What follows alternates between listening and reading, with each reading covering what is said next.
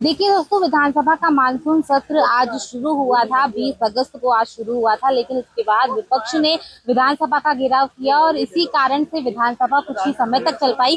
लेकिन जब विपक्ष ने विधानसभा का घेराव किया तो कुछ स्टूडेंट्स भी थे यहाँ पर, जिन्होंने भी अपनी मांगों को लेकर विधानसभा का घेराव किया। क्या कुछ उनकी मांगे रही है, आज वो यहाँ पर आए हैं, उन्हीं से जानेंगे। सर, क्या कुछ आपकी मांगे रही थी, आपने आज विधानसभा का घेराव हमारी मांग ये थी कि लगातार 3 भर्ती परीक्षाओं से आरपीएससी हमारे साथ कुठाराघात कर रही है। वो घात हमारे साथ ये है कि 2021-22 के अंदर 1196 पोस्ट आई थी, उसके अंदर इन्होंने पोस्ट खाली रखी, पूरी सीटें नहीं भरी। 40% क्राइटेरिया के अंदर हमारे को उलझाया गया। पेपर बहुत गलत मानसिकता के साथ इस तरीके के पेपर बनाए गए कि स्टूडेंट 40% नंबर नहीं ला पाए। उसके बाद के अंदर 2024 के अंदर वैकेंसी आई। 2024 के अंदर 225 पोस्ट में से ये सिर्फ 6 पोस्ट भर पाए। उसके बाद असिस्टेंट प्रोफेसर की 83 पोस्ट में से इंटरव्यू कॉल करना था लगभग 800-900 लोगों का, वो सिर्फ और सिर्फ 40 लोगों का इंटरव्यू कॉल कर पाए। और ये परसों जो रिजल्ट आया राजनीति विज्ञान 2025 का, उसमें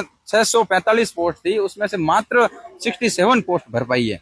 इसका कारण ये है कि ये इतना लेंदी पेपर बनाते हैं। इंग्लिश की बुकों में से ऐसे तमाम अंट संट कैसे फैक्ट दे देते हैं, और पता नहीं कहाँ कौन सी ऑक्सफोर्ड की बुकों में से क्या किस भाषा के साथ पेपर बनाते हैं कि स्टूडेंट के समझ में नहीं आए और स्टूडेंट 40% नंबर नहीं ला पाए। और हम इस जो बेरोजगार अभ्यर्थी हैं उनको नाकारा निकम्मा घोषित कर दें, और ये आगे आने वाले भविष्य के अंदर ये प्राइवेट निजीकरण व्यवस्था और ये ठेकेदारी व्यवस्था शुरू कर दें। तो आप भी इससे जुड़े हुए हैं, आपने भी ये एग्जाम बिल्कुल एग्जाम में दी थी। मैं खुद जेआरएफ क्वालिफाई हूँ। हमारे साथ हजारों अभ्यर्थी ऐसे हैं जो जेआरएफ क्वालिफाई है, जिसको यूजीसी तो बोलती है कि आप असिस्टेंट प्रोफेसर के लायक हो, आप असिस्टेंट प्रोफेसर हो और आप कॉलेज के अंदर कहीं भी प्राइवेट कॉलेज के अंदर पढ़ा सकते हो, आपका वो प्रोटोकॉल है। लेकिन हमारे को आरपीएससी इस लायक नहीं समझती कि आप एक स्कूल लेक्चरर बन सकते हो और आप कोई कॉलेज के अंदर या स्कूल के अंदर 11th-12th को पढ़ा सकते हो। इससे पहले आप लोगों ने कहीं मांग उठाई थी? हमने जब 225 में से सिर्फ 6 पोस्टें भरी थी, तब हमने सारी सत्ता पक्ष विपक्ष सबको ज्ञापन दिए, सबके सामने मांग उठाई। आरपीएससी के साथ आरपीएससी के अध्यक्ष और सचिव से भी मिले, उन्होंने भी हमें आश्वासन दिया, लेकिन वो आश्वासन का आश्वासन रहा, लेकिन फिर परिणाम वही रहा। तो आज आपने विधानसभा का घेराव किया है सर, तो आप क्या कुछ मांगे लेकर आए हैं? आप क्या मतलब कि आपकी जो मांग है वो पूरी हो जाएगी विधानसभा का घेराव? देखो मैडम, मांग तो इनको पूरी करनी पड़ेगी। मांग हमने पिछली बार भी की थी, लेकिन पिछली बार भी हमें सिर्फ आश्वासन मिला था, चाहे सत्ता पक्ष हो, विपक्ष हो, आयोग के अध्यक्ष हो, सचिव महोदय हो, सबसे हमें आश्वासन ही मिला था। अब इन आश्वासनों से हम थक चुके हैं। हम पीड़ित है, शोषित है, वंचित वर्ग है हो गए हैं, दबे कुचले हो गए हैं। समाज की नजरों में हम नकारा निकम्मा घोषित हो चुके हैं, माँ बाप की नजरों में हम नकारा निकम्मा घोषित हो चुके हैं। और माँ बाप की नजरों में नहीं, हम अब तो हमें खुद को ऐसे लगने लगा है कि हम किसी लायक हैं ही नहीं, बचे ही नहीं है। जहाँ बात आती है कि यूजीसी नेट हम सारे क्वालिफाइड है, मैं खुद नेट 5 बार नेट क्वालिफाइड हूँ। ये सब लोग जेआरएफ हैं, पीएचडी कर रहे हैं, मैं खुद भी पीएचडी कर रहा हूँ। तो एक तरफ तो हमें यूजीसी और ये कहती है कि आप असिस्टेंट प्रोफेसर के लायक हो, एक तरफ ये सरकार भर्ती निकालती है। माननीय मुख्यमंत्री जी कहते हैं, उपलब्धियां लेते हैं कि हमने इतनी भर्तियां निकाल दी है, हमने इतने को ज्वाइनिंग दे दी है। लेकिन आप पिछले 3 साल का अगर रिकॉर्ड उठाकर देखोगे, एक तरफ से सरकार भर्ती निकालती है, दूसरी तरफ आयोग को इंस्ट्रक्शन देती है कि ऐसा पेपर का लेवल बना दो कि ये अभ्यर्थी इसको पास ही नहीं कर पाए और ये सीटें ऐसी की ऐसी खाली रह जाए। पिछले 3 सालों से लगातार राजनीति विज्ञान विषय के साथ तो ऐसा हो ही रहा है। 2024 में 225 पोस्ट निकाली गई थी पॉलिटिकल साइंस की फर्स्ट ग्रेड में, लेकिन मात्र इस तरह का पेपर बना दिया गया, इस लेवल का पेपर बना दिया गया, ऑक्सफोर्ड यूनिवर्सिटी में चलने वाली इंग्लिश मीडियम की बुक से पेपर बना दिया गया। न किसी ब्लूप्रिंट को ध्यान में रखा गया और न ही जो सिलेबस कैटेगराइजेशन किया गया था 12th लेवल का, यूजी लेवल का, पीजी लेवल का, उसको ध्यान में रखा गया, न समय प्रबंधन को ध्यान में रख दिया गया। तो मात्र 6 अभ्यर्थी उसमें पास हो पाए थे। फिर असिस्टेंट प्रोफेसर की भर्ती आई 2025 में, उसका पेपर हुआ। 83 पोस्ट थी। जो इंटरव्यू कॉल के लिए इंटरव्यू कॉल किया जाना था वो लगभग 800 अभ्यर्थियों का किया जाना था, लेकिन मात्र 40 अभ्यर्थी उसमें पास हो पाए। इस लेवल का पेपर बनाया गया। फिर स्कूल व्याख्याता की भर्ती आई, 645 पोस्ट थी उसमें, और 645 पोस्ट पर लगभग 1300 अभ्यर्थी पास होने थे 2 गुना में, लेकिन मात्र 67 अभ्यर्थी पास हो पाए। और ये केवल राजनीति विज्ञान विषय की बेहतर नहीं है। इस बार तो स्कूल व्याख्याता में हमने देखा है कि कॉमर्स में आधी सीटें खाली रह रही है।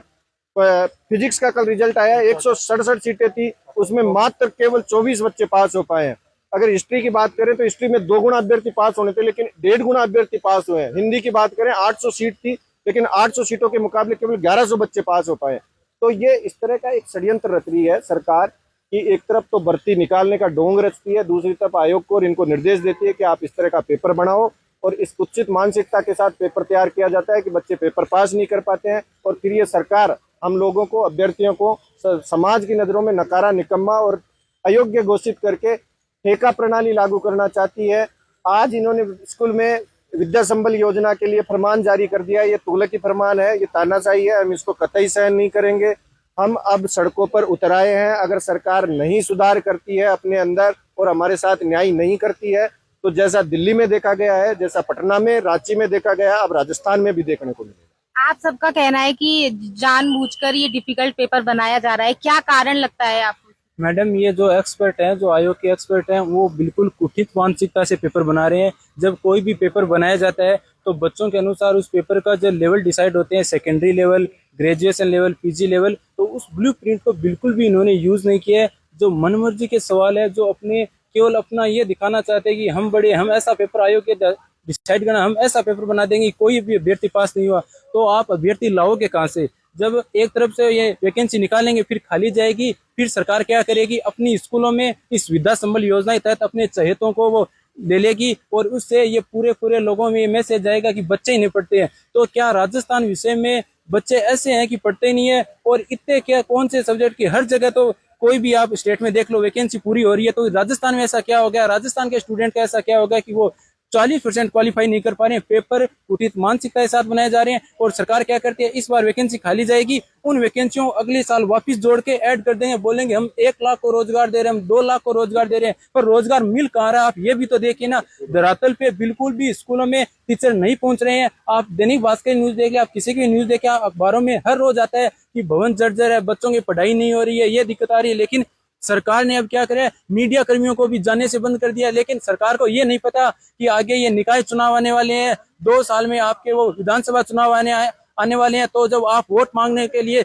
जनता के पास आओगे तो आपको इस चीज का जवाब देना पड़ेगा, युवाओं को आपको इस चीज का जवाब देना पड़ेगा कि उस टाइम जब युवा आपसे सड़कों पे आके अपने रोजगार के लिए लड़ाई लड़ रहे थे तो आपने क्या किया था? जो भी विधायक, सत्ता पक्ष से विधायक है, मंत्री है, उनको ये बिल्कुल साबित होना चाहिए, उनको पता चलना चाहिए। हम उनको दिखाएंगे कि आप जब हमारे साथ ये करोगे तो अगली बार आपको विधानसभा नहीं पहुंचने देंगे। तो आपने किसी विपक्ष के नेता का भी कोई सपोर्ट लिया है, उनका भी साथ लिया है? जी मैम, हमने आज ही प्रदेशाध्यक्ष, जो कांग्रेस के प्रदेशाध्यक्ष है गोविंद जी डोटासरा, उनसे मुलाकात की, और नेता प्रतिपक्ष उनसे भी मुलाकात की, और सचिन जी पायलट से भी मुलाकात की, और उन्होंने हमें पूरा आश्वासन दिया है कि हम विधानसभा में इस मुद्दे को उठाएंगे और बिल्कुल जायज है कि अगर ये विद्या संबल, ये योजना ये लाएंगे। और जो आदिवासी पार्टी के विधायक थे उनसे भी हमने मुलाकात की, तो उन्होंने हमें पूरा विश्वास दिया है कि विधानसभा में मुद्दा उठाएंगे और आप सरकार के कानों तक और इस बहरी सरकार के कानों तक हम अपनी आवाज पहुंचाएंगे। लेकिन सरकार भी देती है आश्वासन, तो सरकार आश्वासन देती है लेकिन सरकार मान नहीं रही, तो सरकार को हम दिखाएंगे कि आप आश्वासन देके ये बोलते हो तो आपको कैसा लगा। जब नगरीय चुनाव होंगे तो सरकार को हम उसका आईना दिखा देंगे, हम सरकार को बता देंगे कि झूठे आश्वासनों का परिणाम क्या होता है।